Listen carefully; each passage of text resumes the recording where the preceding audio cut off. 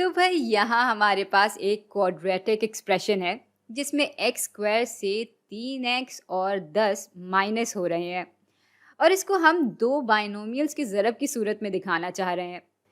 या दूसरे लफ्ज़ों में कहें तो हम इसको x जमा a और x जमा b की सूरत में दिखाना चाह रहे हैं, यानी इसके ज़रब की सूरत में दिखाना चाह रहे हैं। ये एक बाइनोमियल है और ये दूसरा। अब a और b यहाँ क्या है ये जानना है हमें। भाई इनको हम इसी हालत में ज़रब दे सकते हैं और फिर इस एक्सप्रेशन से मुआवजा करके हमें a और b दोनों की ही इकदार मिल जाएगी। तो x ज़रब x बराबर हो जाएगा एक्स स्क्वायर के और x ज़रब b बराबर हो जाएगा पॉजिटिव बी एक्स के। a ज़रब x बराबर आ जाएगा ए एक्स के और a ज़रब b बराबर आ जाएगा ए बी के। अच्छा, अब चूंकि यहाँ इन दोनों के वेरिएबल्स पहले डिग्री वाले हैं तो हम इनको आपस में जमा कर सकते हैं, या ये कह लें कि हम x को मुश्तरका टर्म समझकर फैक्टर आउट कर लेंगे और अंदर रह जाएगा a जमा b। ये एक्स स्क्वायर यूं ही आ जाएगा और ए बी भी यहाँ ऐसे ही आ जाएगा। अच्छा, अब आते हैं मुआवजे पे यानी कंपैरिजन पे। तो यहाँ भी एक्स स्क्वायर है और यहाँ भी। यहाँ बीच की टर्म का कोएफिशिएंट -3 है और यहाँ बीच की टर्म का कोएफिशिएंट a जमा b है। तो a जमा b को उसूलन -3 के बराबर होना चाहिए।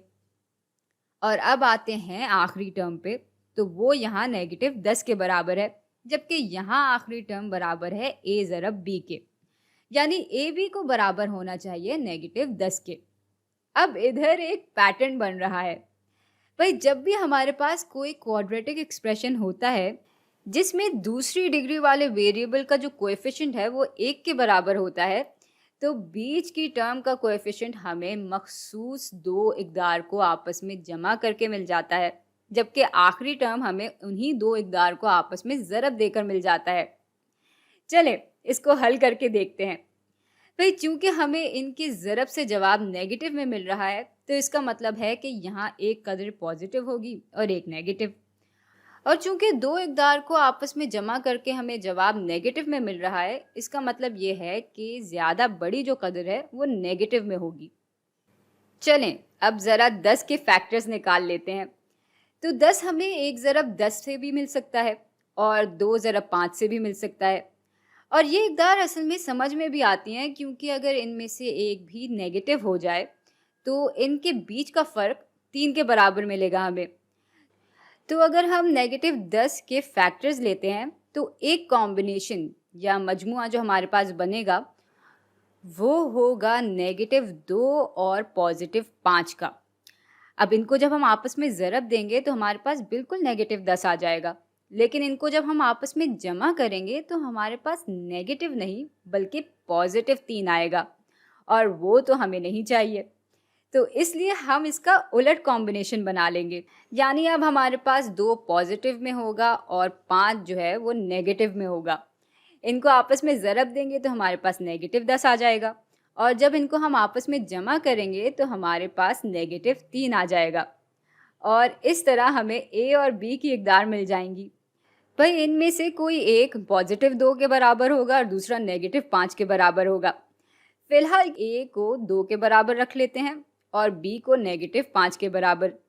यूँ एक्स स्क्वायर -3x - 10 बराबर हो जाता है x जमा 2 ज़रब x -5 के। तो भाई ये सवाल इस तरह से हल हो गया। लेकिन हाँ, अगली दफ़ा हम ये सारा काम नहीं करेंगे।